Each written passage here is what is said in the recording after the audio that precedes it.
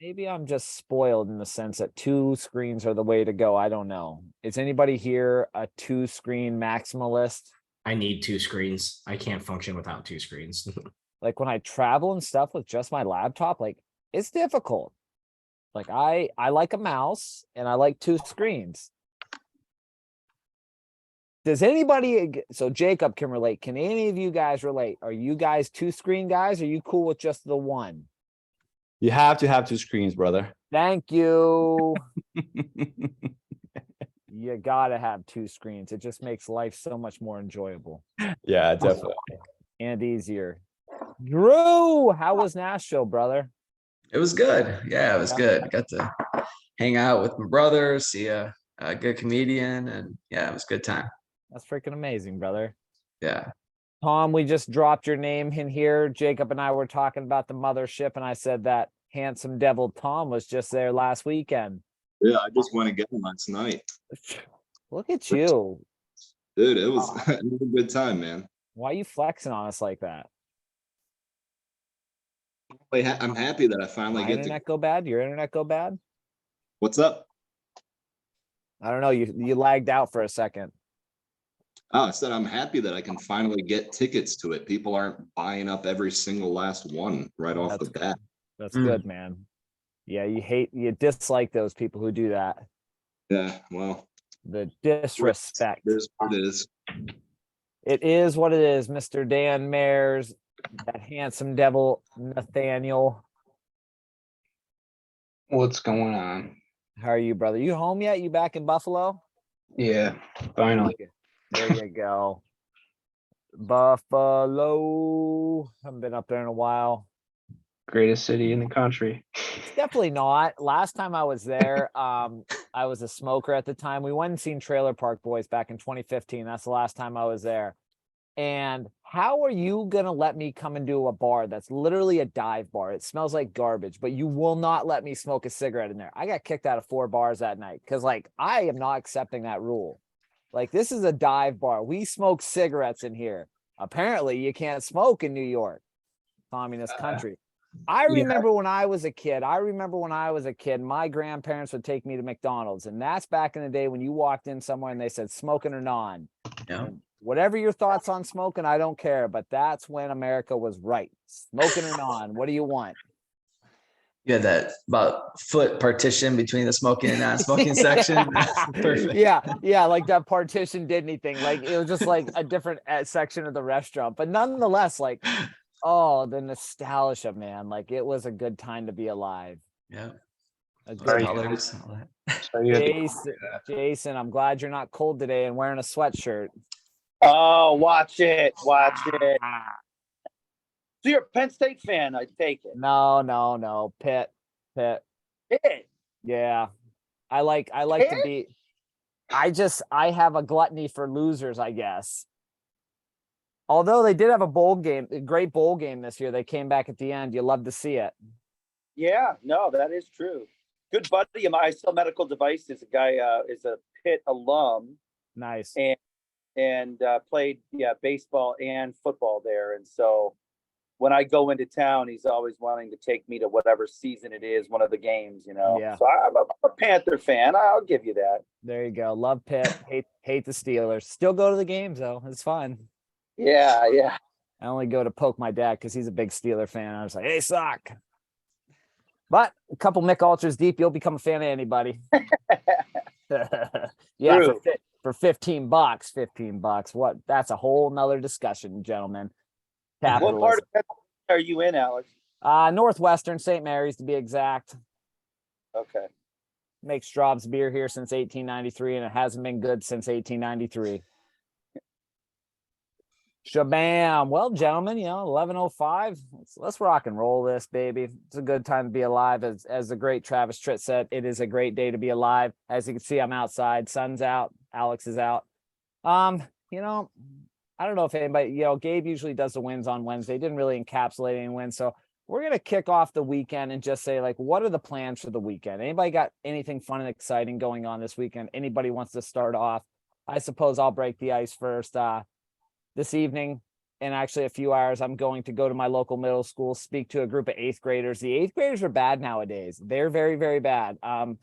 The principal, when I was there a few weeks ago, informed me on some of the things that these middle schoolers are doing now. I'm like, holy shit. Holy shit. So I get to go there this afternoon and speak to the youth of America. So that's my fun and excitement for the weekend. Your version of Scared Straight or what? Yeah, I think I'm gonna open that up as like, I don't care what you do, because like when I was a kid, if somebody came in here and said don't do drugs, I'd be like, I'm going to do drugs. I wouldn't say it like that, but it's like, do the opposite of what they tell you. So I just want to share my story. Whatever they take away from it, they take away from it. Awesome. What do you got going on, Drew? Got some buddies coming in from high school actually, so I'm going to a Diamondbacks game tomorrow. Not really a fan of Diamondbacks, similar to you with the Steelers, but just enjoy going, and it's a fun time. So Nice.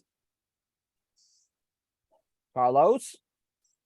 So my brother just became an American citizen and he's having a party tomorrow. Yeah. Wave the flag. Hell yeah, here's to man. that. That's Awesome. amazing. That's Yeah. amazing, brother. Those are the plans. Yep. Hell yeah. Tom, what do you got going on, brother? Yeah, I'm going kayaking for the first time in like 3 years or something tomorrow with some buddies. Going Nice. yakking. Yeah, not sure where or what time yet, but they're all down. We just need to figure out a time and place. Hell yeah, brother. That's amazing. Yeah, man. Dan, what are you doing up in Buffalo? Shoveling snow? No, it's gonna be like 70 today. I'm pumped. Going to see Joy Wave tonight, and then probably just spending time with the girlfriend a bit tomorrow, since I haven't really seen her much the last couple weeks. Lovely, lovely. Take her That's out for a great. nice dinner. Yeah. Jason, what do you got going on, brother? Yeah, similar to last weekend, chasing my daughter around these volleyball tournaments. Those damn kids. It's fun though, Yep. isn't it? Killing them. But it's fun, it really is, like, to just see your kid thrive and develop and practice and get better. And, it's the same lessons, we talked about on here, right? It's just, that shit doesn't change. Explain that to her, like, Dad's no different than you. Just because I'm an adult doesn't mean I'm not constantly trying to, get better and sharpen my skills personally, professionally. So, there's good lessons involved, and a lot of hard work and sacrifice. I know sometimes I'm bored and tired of around doing this too, but I think all in all, there's a lot of good life lessons involved. Yeah, that's one takeaway from when I was a kid in high school and I was traveling around playing basketball. My dad was following me around, and I had the impression when I was a young buck that the adults had it all figured out. Now I'm an adult and I figured out that they all were just winging that shit. They didn't know shit either. So true. I have a new respect for my parents, because they're just people as well, and they're just figuring it out as they went. So that's Yep. awesome. Jeff, what do you got going on, brother? Well, our local ski resort keeps getting snow, so I'm gonna head up there this afternoon. That'll be probably the last day because they close. This is their last weekend. And then tomorrow, we got a baby coming, so my wife has a bunch of stuff for me to do to get the baby's room ready. So I think that's what I'll be working on. Hell yeah, brother. Amazing. No more baby talk. I'm addicted right now to the thought. You and Nathan, God dang it, you last two. Now I got to hear it from both of you. Nathan, what do you got going on? Don't say any baby stuff. I don't want to hear it. All right. No babies. Probably some yard work. We just moved. So I was living on base, on the military base, and they would do our yard for us. And so since we just bought our house, I have to buy a lawnmower again. I haven't had one, so I need to go buy a lawnmower, probably a power washer. There's like a couple things I need to work on. So, just some yard work, hang out with the wife. Yeah. Hell yeah, man. That's amazing. Amazing. We all have fantastic weekend. Jacob, what are you doing this weekend? I'm on daddy duty all weekend. So Damn you last three people. my wife works all weekend, and it's I don't know. At first it was hard, taking care of. We have a 9-month-old, and At first it's kind of hard, just thinking, oh, there goes the weekend. But I'm actually really grateful for the time I get to spend with my daughter, especially with how busy the week is. It's a lot of fun, and she's just growing up way too fast. So I'm grateful I get to hang out with her. So Amazing, brother. Amazing. I respect it all, gentlemen. It sounds like we all have a fun-filled weekend planned. So let's dive into it. If anybody has any questions, comments, concerns, anything they want to dive out there for a topic, anything they're concerned about, hung up on, anything at all, the floor is yours right now. And if not, we can dive into something different.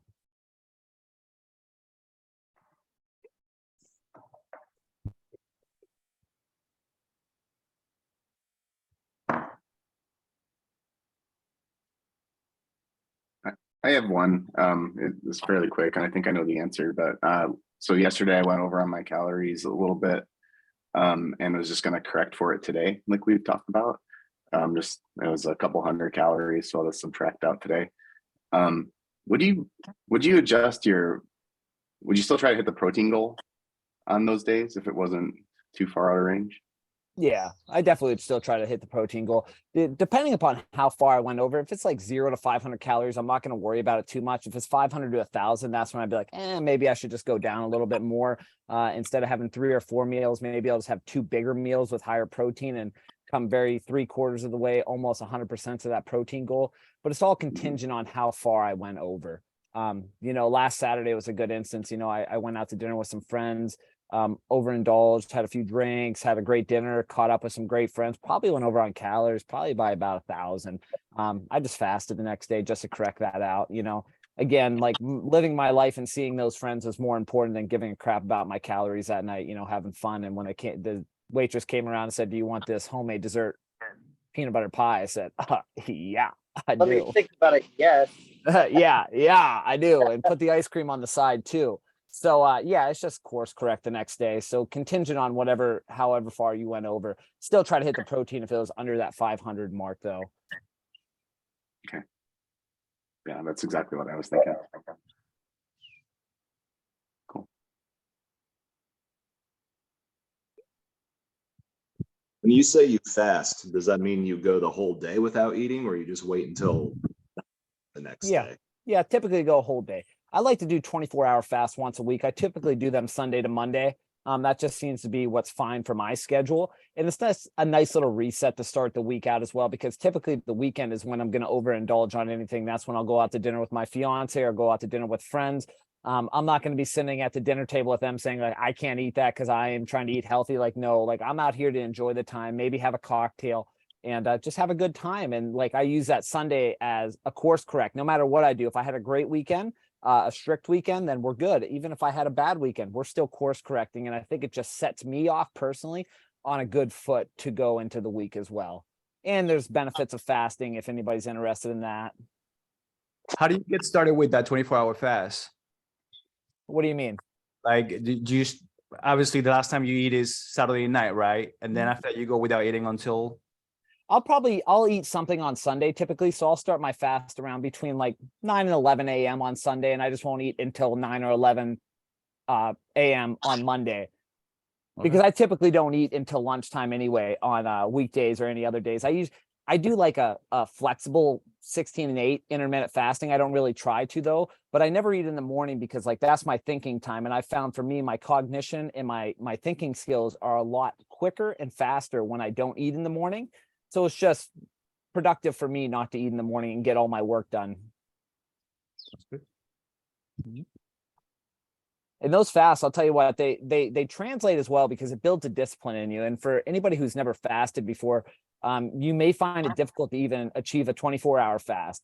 And that's all right, because it's nice to work up to, because once you start building that discipline of, oh, I'm not going to die if I don't eat within 4 hours, I feel really good. Then you build this muscle and this discipline that's going to translate to other areas of your life as well. I'm a big believer in doing hard things that translates across the board to a lot of things. And that's why I do cold water therapy every day, because that's the first thing I do every morning. Like, I do not want to get in that cold shower for 3 minutes. Not one part of me does, but I do it. And since I do that hard thing in the morning, that translates to other things in my day that typically would be very hard, but they're not, because I've already challenged myself that day.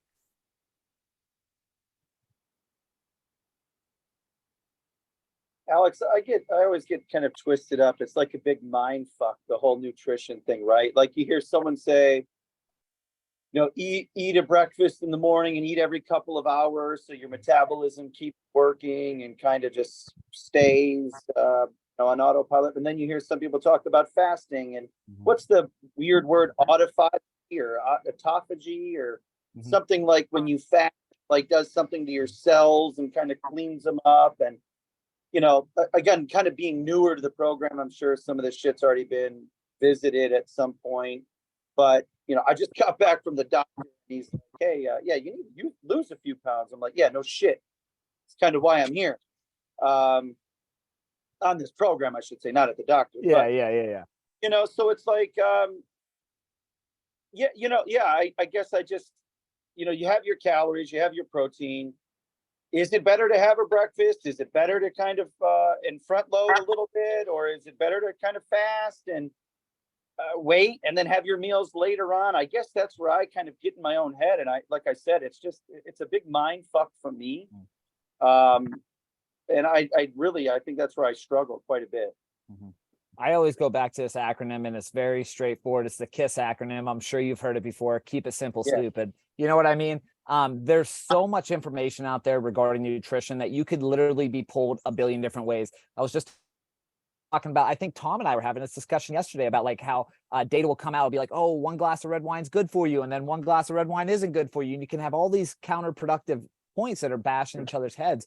The thing that's going to work the best is what works for your schedule and what you can stay accountable to.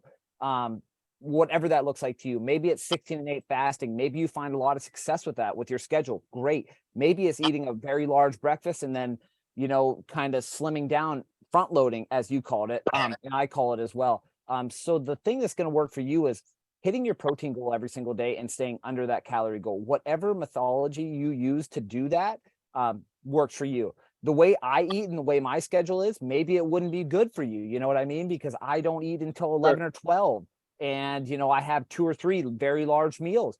Maybe I found a lot of success with that. Maybe you wouldn't. So at the end of the day, you just want to look at those calories, look at that protein goal and be like, all right, what is going to be the best way to get there? I know I've suggested to other guys before they're having some troubles hitting their protein goals. I'm like, hey, let's try to front load that. So that very first meal of the day, let's try to nail like 70 to 100 grams of protein in that meal, because then you're not worrying at the end of the day, like, oh shit, I still have 45 grams of protein to go in my last meal. How am I ever going to do this? Well, you're not going to run into that problem if you front load it. So at the end of the day, it's just about figuring out what works for you. Fasting is fantastic for that, for the autophagy, as you said, and you did pronounce that correctly. And the reason it's good is because the way I think about it is like this. If you're eating constantly throughout the day, even if it's little meals, your body's diverting energy and resources to your stomach to digest that food. The theory behind fasting, and they need more scientific data to back this up, but the theory is if you're not eating and you're in a fasting state, you can reach ketosis. You're giving your body time to divert that energy it normally would to your stomach to other parts of your body and heal stuff that you may not even know are injured. You know what I mean? So it just gives your body time to not worry about digesting food and rather go around your body with those blood cells to heal other parts of your body. So that was a long answer to that, but at the end of the day, it's just about figuring out what works for you. Yeah. So not to monopolize all the time here, but I can follow up to what you just talked about. Two things came to mind, and again, apologize if this is redundant a little bit for No, of others. course. As far as like protein shakes and different supplements, I mean, I think ideally, if I understand it correctly, whole foods are obviously the best way to get your nutrients. But, again, sometimes the protein number can be large on certain days, just kind of depending. You recommend, like a higher protein type shake that has like a good profile? Yeah, one thing I will say is not all protein is made the same, but that's not to say that all protein isn't good. With that being said, I always like to tell gentlemen to have the protein shakes and that protein supplements on the back burner. Try to hit that number as much as you can. Whatever your protein goal is, say it's 150 grams, try to hit that naturally with single sourced whole food ingredients. and I understand, and I do this in my life as well. I enjoy a Fairlife protein shake almost every day because it just ups my number of protein. It's very easy to do. But Yeah. try to hit a majority of your number through single source ingredient whole foods. And then on the back burner, look at the protein powders, look at the protein shakes, but they're not bad by any means. And I understand that people have busy lifestyles. I have a busy lifestyle, and adding those shakes and those protein bars, they are easy. One thing I will say is, of course, just watch out because some protein is a buzzword nowadays. You're hard pressed to go down a lot of the supermarket aisles and not see like protein emboldened or keto or like these buzzwords that are out there. You know what I mean? So always look at the ingredients in that aspect, but at the same time, don't hyper focus on those right now. Your biggest goal right now is to lose weight, obviously. And there's so much people out there like saying, oh, don't eat seed oils, don't do this. It's like, yo, guys, that's a great endeavor to go down, but like there are hierarchies to what you need to worry about, of course, in a weight loss journey. And that is not at the bottom or at the top right now. That's like down the road. So just worry about hitting those numbers and getting protein any way you can. If that means substituting with protein shakes to accommodate your life, hell yes. Okay. And my last part to this is, having said all that, like, I know calories, protein are kind of the two big focus points, but does it accelerate your ability to lose quicker if you do try to minimize the sugars and or carbs along with hitting the calories and proteins? Is that something to be mindful of, or not really? It could. A lot of this is going to be contingent on your specific body type. I've seen people who have great success on going zero carb. I've also seen different people who didn't cut their carbs or sugars at all, and they still experience the same amount of weight loss. It's really contingent to you. I feel better on a lower carb diet. However, I do like to supplement higher carbs around workout times or strenuous activity because I found that I have more energy and stamina in my lifting sessions when I supplement 50 to 125 grams of carbohydrates and sugar for that matter before a lift. So it's all contingent to you to see what works for you. Again, it's almost like a scientific process for yourself to figure out, like, that's why I like tracking nutrition so much, because when you get those macros down, because we only track calories and protein here because we believe that's the biggest determination of weight loss, those two factors. But when you get into carbs and fat and you start seeing those macro breakdowns every day and you start tracking yourself throughout the week, you're like, I feel really good when I eat like not above 75 grams of carbohydrates a day. Or maybe you might say, oh, the days that I eat over 70 grams of carbohydrates, I have more energy, my mental cognition is better. So it's just about figuring out what these different nutrition sources do to your body. Yeah, that's I appreciate that. Thank you so much. You're welcome.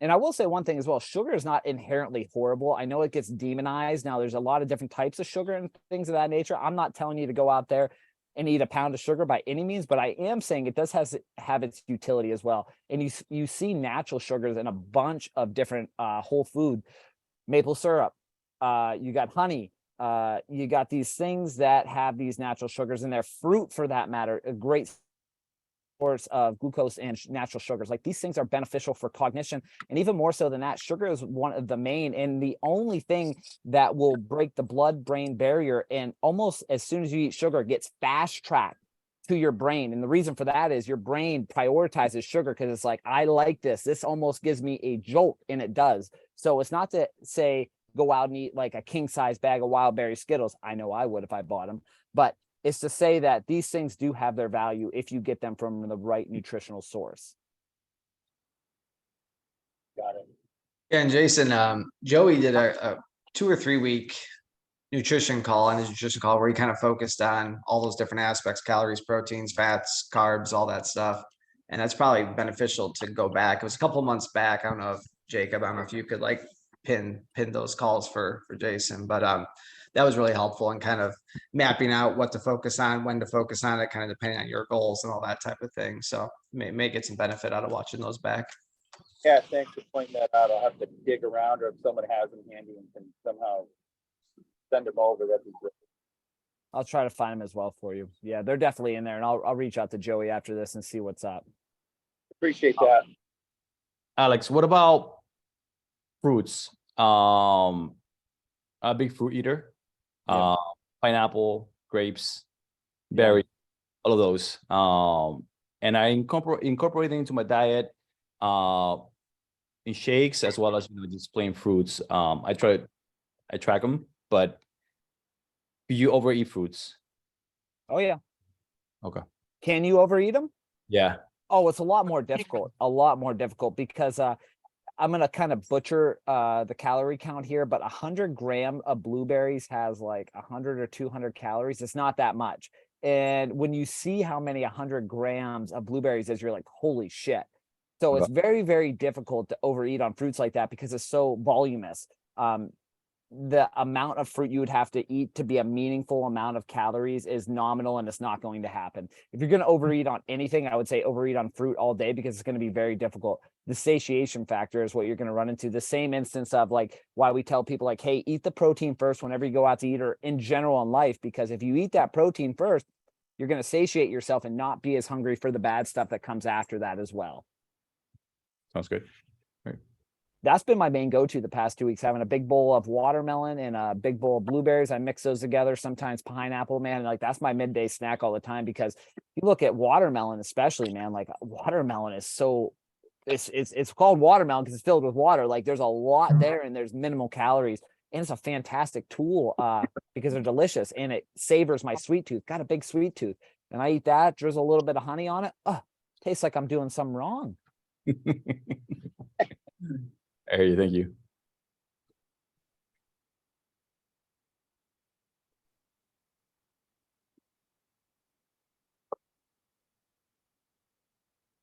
What's up, Alex. guys? Just gonna hop on here. Chris, what's up, brother? What's up? You're bedbound, man. Yep. Are you still coming off the anesthetics? Coming off of the nerve block. I'm Ooh. finally starting to feel some feeling in my leg. So Okay. There you we'll go, see man. we'll see how the pain is actually, because the nerve block was like 24 hours. So the Ooh. fact that I haven't really been in too much pain has been nice, but I'm glad to hear that they said it wasn't that bad either, which is absolutely amazing, brother. yeah. Great news. You're gonna have a Kobe come back, Oh yeah. or maybe a Kevin Durant come back, because I think he did the same thing. Yeah, I think you did too. Yeah, it was funny. One of my older brothers said that Kobe tore his Achilles when he was 35 years old. So I'm 35-year-old, tore my Uh-oh. Achilles. So I was like, Black- oh, I like that. That's good. Black Mamba Jr. here. Black Yeah. Mamba number 2. But I just want to hop on here and say hi. Glad you're here, brother. Glad you're safe. Glad you're doing better. Yeah, well, thanks, man. Yeah, thanks, and I'll let you guys get back at it. Hell yeah. Anybody, since we were talking about a lot of nutrition, and anybody can tail off that with any other questions, but I'll tell you what, coffee, gentlemen, #1 appetite suppressor right there. Absolutely amazing. Use that on fasting all the time. That and nicotine, but I won't promote that habit to anybody who doesn't already have that habit.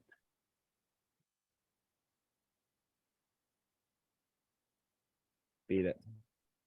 Alex, I did have a question. So the other day I tried fasting, and I went to the gym during my fast time just because that's how time worked. And I probably had one of the worst workouts I've had in the past. yeah. month. Oh, 100%. Is there any way to like counter that? If you want to stay fasted and try to get a workout in, if it just happens to fall in, or should I just push the workout back on those days? 2 things I try to do there is, one, if my fasting is going to fall on a lifting day, I'll move that lifting day just because I want to be 100%. What I will still do though, however, is still go to the gym. And that's the day that I'll just do like 4 to 6 exercises, maybe on a lagging body part. I usually do personally my hamstrings, my glutes, and my back. And the reason for that is, and for anybody who sits a lot during work, I sit a lot during the day here to handle this. And the reason I hit those body parts is because those are the body parts most affected by sitting often. So I'll go into the gym and I'll just do some light work. You know what I mean? Nothing that strenuous. I'll still try to put up a little bit of weight, and I'll just do some nice incline treadmill walks for myself, or take a lot of walks. Because the problem you're going to run into is those fasted lifts. Some people have amazing fasted lifts. I've never been a person who had a good fasted lift because I just don't have that. It's not during my set but it is like I feel fatigued. Like if I'm doing an 8 to 12 rep range, like by rep 6, I'm like, shit, I am gassed, you know, and then my recovery time suffers as well. So I always just go lighter, and I almost work on like mobility-esque works, but just try to hit those body parts. So either A, move that strenuous body work exercise to a different day, or just go in the gym and just do like a little light work on any lagging body part that you see in yourself that you want to, you know, upgrade. Maybe it's your shoulders, biceps, triceps, whatever that looks like to you. Go in there and don't try to go 100%, but try to go like 60-70% and still get a nice little pump in. I got you. Yeah, I noticed exactly that. Like I would get to rep 6 and like I have nothing Yeah. left, and it's like like I was getting gas on my warm up. I was like, oh, that's not a good sign. Yeah. And then the working weight, and I was like, oh, this is tough. But okay, I Yeah. can do that. Gets very tough. Lifted fasted, I did it for a long time. I used to lift in the morning, I lift fasted, and it was good at the time because I was really cut up, and but I wasn't really lifting heavier weights like I am now. So with the introduction of the pre-workout carbs, oh my gosh, that was just a game changer for me. I was just upset that I waited so long to do it because I felt so good on fasted lifts. I did, but just wasn't worth it at the end of the day. My goals changed, so therefore my structure and my days and nutrition especially had to change. I got you. That's fair. Yeah, what are the muscle groups you hit when you have to sit all day for work? Hamstrings, glutes, and back. Mainly, I put a emphasis on the hamstrings and the glutes because, of course, you're sitting on your ass all day. So I'll do some reverse hypers. I'll do some leg curls. I'll do some hamstring curls. Love the incline walks, of course. Then I'll just hit some back exercises, whatever that look like. I always do face pulls and I always do rows. Every time I go to the gym, those 2 and dead hangs are those 3 exercises. Every single time I walk into the gym to do a workout, I'm doing those 3 exercises. Your upper back is involved in almost every single lift you're going to do in the gym. The more you can bulletproof that and make it stronger, the better all your key lifts are going to do, with the added benefit of having a nice upper back. Gotcha. On that same topic with, you know, those 3 exercises you just mentioned, that's part of my movement prep. I'm assuming it's part of a lot of people's movement prep, but with the movement prep, is that something, I know that's kind of just get you moving and kind of warmed up a little bit. Is that something that you should be looking to increase weight on? I've kind of just maintained a, decent weight, but nothing that's like real challenging, just something I can kind of knock out the, 15 reps and kind of move on. Is that the goal there? Yeah, exactly. And I actually, so the movement prep that a lot of my guys have, the face pulls, the dead hangs, the rows, the dead hangs, like that is literally the exact same movement prep that I do when I go to the gym. That's my favorite movement prep of all time. And as you can see, it's all targeted for your upper back because your upper back is involved in everything. And if you can prime that up and get it ready to go, you're going to be good to go. For instance, I just added 10 pounds to my face pulls after 6 months. I'm not looking, because obviously I got stronger over time. I'm doing 12 to 15 reps, just lightweight, just working on the movement. And that's it. So it's not anything that you're going to look to progress with, but you're going to hit that point in time where like whatever you're doing right now is going to get really, really easy. So you're like, all right, time to bump it up a little bit, because we want it to be like a 5 out of 10 in terms of stress. Like we don't want it to be too much, but we want it to be enough where we start to feel it. So over time, you're going to progress in that. But yeah, just putting the thoughtful and mindfulness in those reps and then just doing the dead hangs as well is just going to prime you up and get you ready to go into your workout. Okay, cool.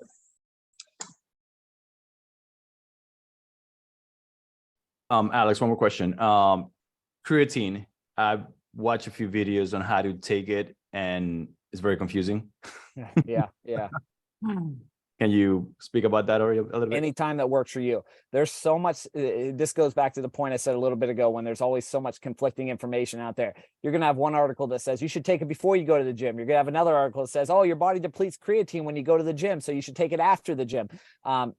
At the end of the day, it does not matter when you take it. Creatine is a loading process. So what that means is it essentially stores in your body over time. So the more you take it consistently, the more it's going to store in your body. So whenever is good for you to take it. For instance, I take mine right in the morning. And the reason for that is so I don't forget it. Because I found for myself, if I try to wait till I go to the gym later, I may forget it. First thing in the morning, it's in my morning routine. Take your vitamins, take your creatine, bam, it's done. It's over with. Wipe your hands with it. You're good to go. And as far as quantity, is it 5 grams? 5 grams? That's it.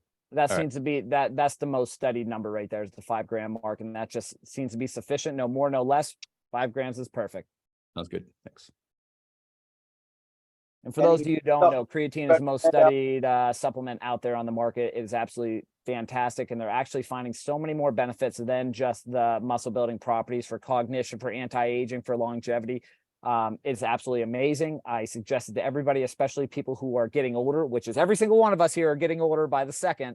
The biggest key to longevity, and even more so than that, health span, is muscle mass on the body. The more muscle mass you can put on your body throughout the years, the better you're going to age when you're 50, 60, 70. Because again, the more muscle mass you have on your body, the better you're going to fare. And even more so than that, why I love dead hangs for multiple reasons, but another key indicator of longevity is grip strength. Peter Attia, for any Peter Attia fans out there, that is one of his markers that he has his clients go through. He has them do a dead hang to see how long they can hold on to the bar. I'm not sure what his chart looks like, but I believe he says if you're 50 or above, you should be at least be able to hold it for 60 plus seconds. I think it's somewhere around there. So it's a fun little goal to work yourself up to try to hold onto that bar longer, because the more you can improve your grip strength, the better you'll fare per science when you get older. Alex, in addition to the creatine, is there anything else that you take or that you recommend? Yeah, Nicotine, coffee. I said nicotine, coffee. Yeah, I take a little bit of everything, man. I am a supplement junkie. I like to tell guys, I'll preface this with saying, the best nootropic you're ever going to take and the best supplements you're ever going to take are for free. Getting outside, getting sunlight, getting adequate sleep, making sure your nutrition's dialed in, making sure you're exercising. And after you check all those boxes and you start to dial all of those in and you feel very comfortable with that, then diving into extra supplementation is fantastic. The top 3 that I would probably recommend to everybody who had those first boxes checked that I just mentioned: creatine, magnesium, those are 2 great ones, and glycine is fantastic as well. The creatine is fantastic for all the reasons I just detailed there. Magnesium is fantastic as well because a lot of people are magnesium deficient. It does a lot of different things in your body, helps alleviate cramps if you get cramps from now and then, lowers your stress, helps your sleep as well, among many other things as well. And the glycine is very interesting as well. I believe your body creates about 20 grams of glycine daily naturally already. So it's a naturally occurring non-essential amino acid that's already in your body. But if you supplement 2 to 5 grams per night, that's the best time to take it, I found for myself, during night. You're going to aid the recovery of your body. So if you had a strenuous lift that day, you're going to aid the recovery in that.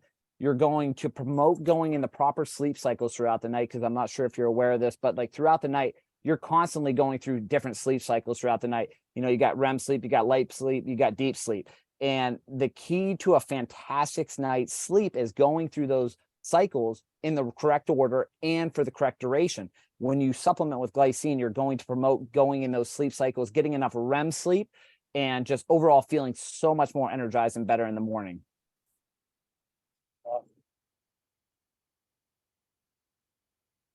Those are my top 3. And salt's amazing. I don't consider that a supplement, but I drink salt water. I got salt water in this sucker with some trace minerals as well. That would just be diving into the water rabbit hole, which is very interesting because obviously I hope no one here is drinking tap water. Definitely not good for you. But then if you go into the realm of the zero water filters, I have a zero water filter. If you have a zero water filter, of course, you're filtering all your water. You have nothing in there anymore, no vitamins, no nutrients. And if anybody's found this out, when you drink a lot of filtered water like I did in the past, you're going to urinate a lot. And that's because there's no nutritional value in that water. It's essentially just going through your body and kind of almost acting as a diuretic and stripping some of the essential vitamins and minerals in your body. So when you add things such as sodium, salt, or trace minerals, which are great, you're adding vitamins and minerals back to your water, which is going to hydrate you more. I used to drink over 64 ounces of water a day. I'm probably half of that. Probably no more than that. What's a gallon? 128 ounces. So I was probably drinking about that. And I've cut that down to probably about 100 just because I've added sodium and trace minerals, and I'm drinking less and I'm staying more hydrated. What do you mean by that, Nathan? You said take magnesium and glycine. Yeah. Magnesium Will you hit both of those with magnesium glycinate? No, magnesium glycinate is not glycine. Yep. Gotcha. Okay. I take those at night, like in my nightly cocktail. I just pour a little bit of water in a glass and I do 5 grams of glycine in there. I put about 800 milligrams of magnesium glycinate. I swish it around. I drink that. Bam, done. Okay. You're gonna have some weird ass dreams on this cocktail if you guys take it. I promise you that. I've never met a person who didn't have the weirdest dreams on it.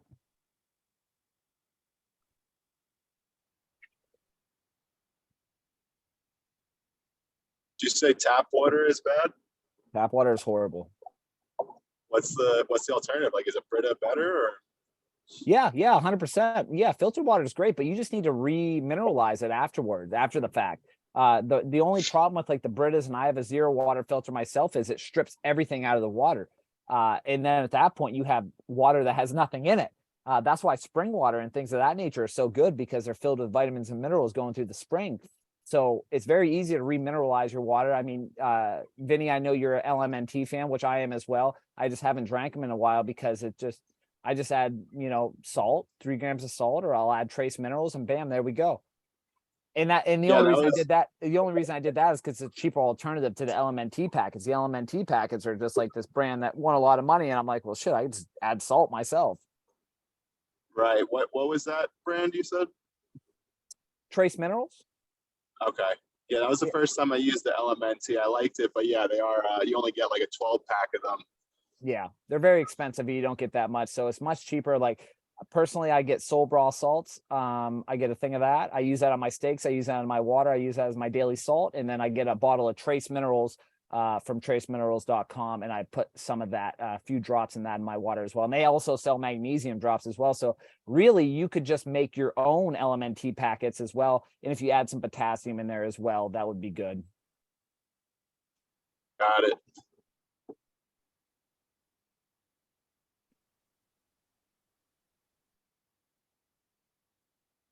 This is probably one of the most common problems I've dealt with as well, with just weight loss clients as well, is like the hydration factor. Hydration is key for weight loss.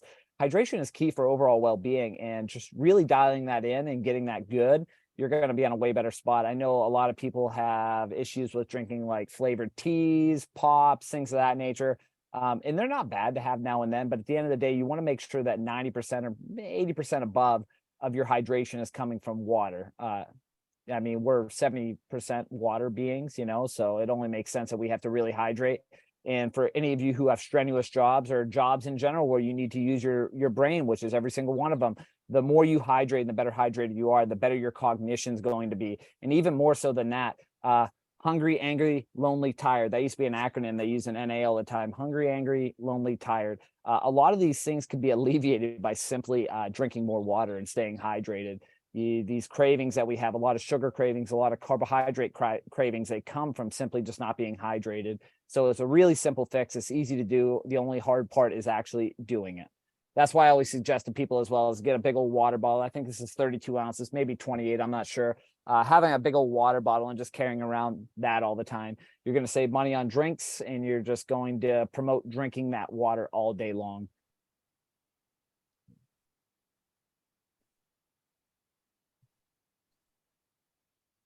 Alex, I have a question on the water. I'm a little bit of a guy who doesn't really want to add a lot of stuff to what I eat or drink. And so, granted, filtered water, if they're taking stuff out, then I need to put stuff back in, right? And so, so you said trace minerals, potassium, and was that Sobra? Like, how do you spell Sobra salts? Like, what is that? That's just a brand. It's a guy on Twitter, SOL Bra. BRAH. He makes salt, glycine, a bunch of other stuff. I just bought my salt from him. But you could get anything, Celtic sea salt, anything of that nature. Okay.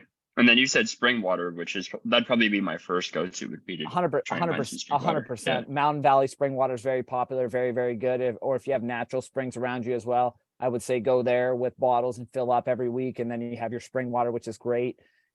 Any options like that would be fantastic. Yeah. So in Wisconsin, there was a well, I think, of sorts that was actually like public, and you could fill it up like somewhere in the more wooded area. I'm from the Milwaukee area, so lot of stuff over there. But like as I drove north, there was this place, and it's like that was brilliant. So I need to find one of those here. Granted, I'm in Florida, so I mean like there's spring water probably all over the place. So I just need to know where to look for it. But Zephyr Hills, is that considered spring water, or is that? I never heard of that. I never heard of the brand. Okay, got it. Okay, so it must be a Florida thing. But I think if you go to, I think it's findaspring.com, you can find natural cool. springs. Or I think that's the website, but there's definitely a website out there where you can find natural springs around you where you can fill up water bottles and such. I'm not going to, no, not worth it. Doesn't matter. Just drink spring water. You got it. Yeah.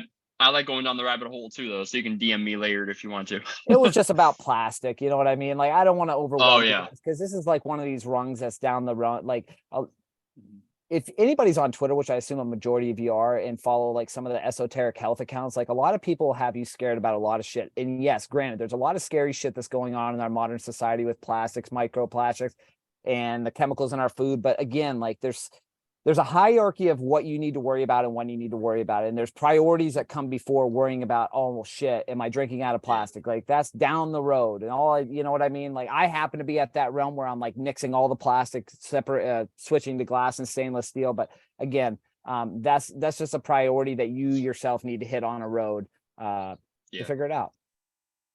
Yeah, it's like these things are kind of like optimizations at this point, right? You know, yes. As opposed to the main goal. Yeah. Yes. Well, I blame Joe Rogan, and I forget the lady he had on there, some Sandra lady, and they were talking about microplastics and measuring taints. I shit you not. Okay. I was going home that night with a pair of calipers telling my fiance, we got to measure my taint to see where my sperm count is.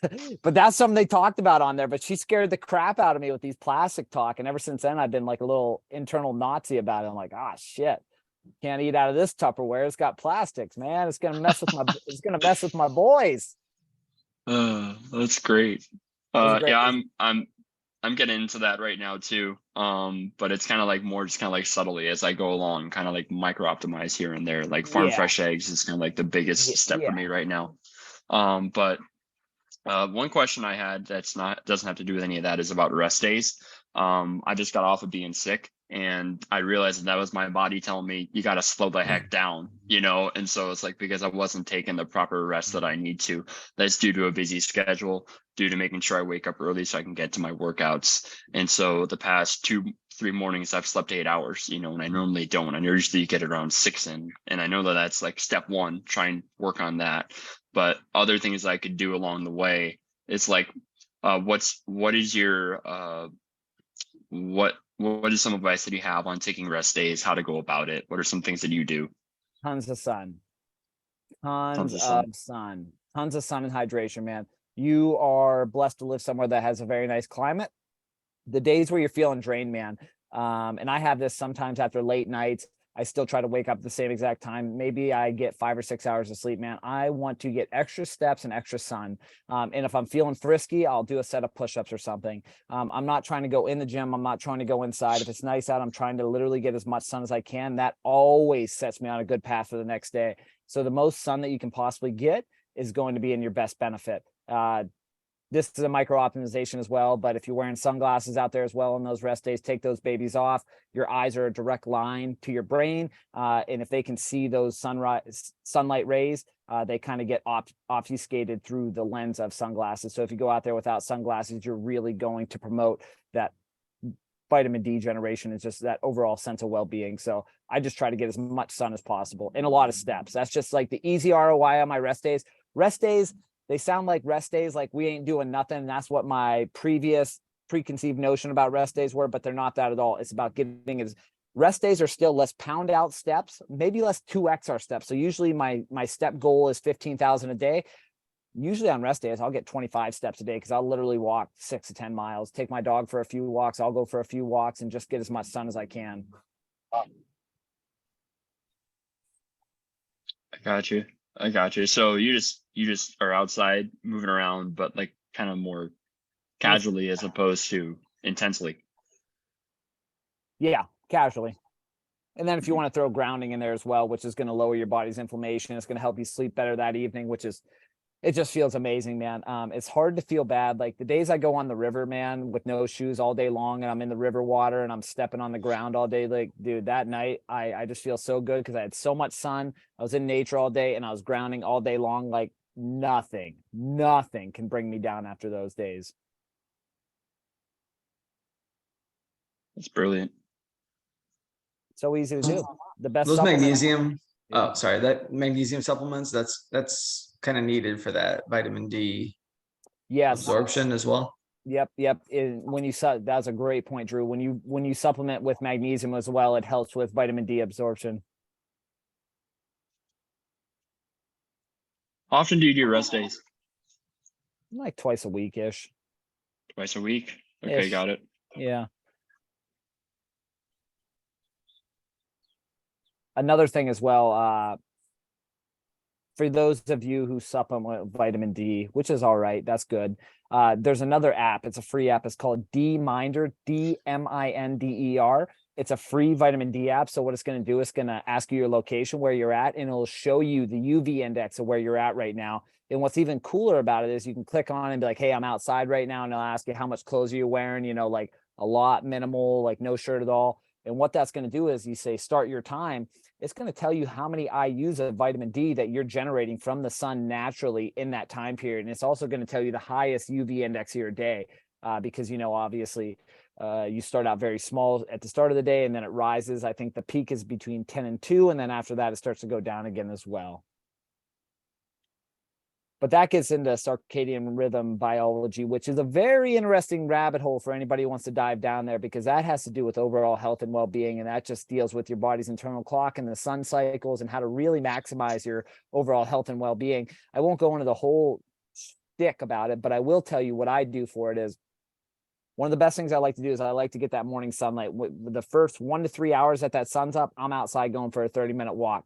I'm getting sun periodically throughout the day, and even more so at night when the sun's going down, the 1 to 3 hours before the sun sets, I like to go out for another walk as well, just to get that morning sunlight and that night sunlight. The morning and night sunlight generates a different UV infrared light that comes out. And when you get both of those, one, you're going to be less likely to burn if you get that morning sunlight and the night sunlight during the middle of the day. But even more so than that, you're really just priming your eyes for the start of the day and the end of the day. And then, of course, that teeters into when the night falls of trying not to get too much blue light and things of that nature. I understand life happens. Sometimes you got to do what you got to do. But that's a little micro optimization to really just supercharge your night and get a great night's sleep for any of you gentlemen. If you suffer with sleep problems, insomnia, really dialing that in is going to just pay dividends in your sleep cycle, and you're just going to feel amazing, which is in turn, it's like a domino effect, because the better you sleep, the better you feel, the better you exercise, the better you eat. Like this stuff all rolls downhill and it's all interconnected. But it's one of those things where it's almost like eating an elephant. You only want to do it one bite at a time. Like you only want to take these things one step at a time. And once you feel comfortable with one thing,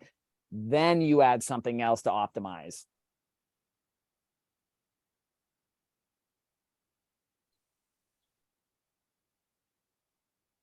I think that was one of the greatest things this program has taught me was just, taking it one step at a time. So, because that's one thing I learned as I started with the KMP program. It's just like, it didn't tell you to clean house on everything you ate, except for things like junk food or stuff like that. You know, you got better with the kind of foods you ate as time went along. So yeah, that's a big message that gets preached in this program, like from day one. Sorry, Jason, I just want to say that because I thought that was really important. That's something I noticed. It is. Thank you. Yeah, no, you're absolutely right. When you said grounding, Alex, is that like just barefoot? Yes, sir. Okay. Touching grass.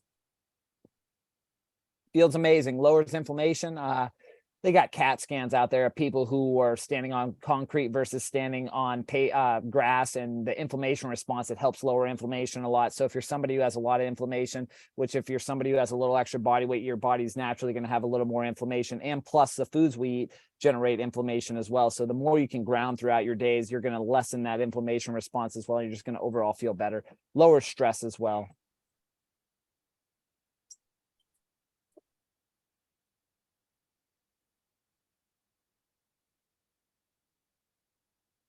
Got time for another question if anybody has one. I do. Do you also take your supplements on rest days? Yeah, I've recently scaled back. So what I was doing for a long time is I was taking a boatload of supplements at one time, which is good. You know what I mean? But I've scaled back because I've introduced a few new supplements to my daily stack. So I've literally cut everything back. So really I'm just picky and choosy about when I'm using some things now. So whereas I would take everything every day, no matter what, now not so much anymore, but I am taking a supplement every day, just contingent on what I need it for. Like a buddy just made a new nootropic, basically a thinking pill, a think better pill. So that's one of those things where I'm not taking it every day, but if I know like I have some cognitive stressful job that I have to do, like I'm going to take that pill that day.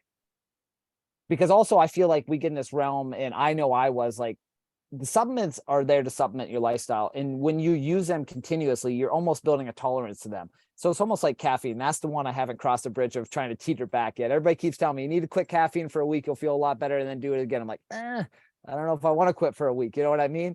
But I do know the benefit of quitting for a week, because imagine like when you do it again, you're going to be like, holy shit, I'm rocked. You know, like off one cup of coffee because I quit for a week. Whereas before you could drink 8 and you're like, it's nothing. You know what I mean? So it's just being picky and choosy now. But like the what I would consider like the foundational supplements, like maybe vitamin D, maybe magnesium, maybe glycine, like I'm not really going to quit those, because like those are something that are going to be benefit in the long run. But I take a bunch of other stuff that's like for strength and performance that I'm just not taking every day. And the creatine is something I'm taking every day though, because again, as I said, that's a loading process. So that's one of those ones I take every single day. Cool. A lot of this comes down to just knowing what you're taking. And that's been a big focal point of me. Like I had a lot of supplements that I was just taking because other people said, oh, we'll take this. You know what I mean? So really diving into some of the research and why I'm taking this was a huge determination and factor of me respecting that supplement more. And not only that, having the knowledge of why I'm taking it. Therefore, I know the days that I don't need to take it.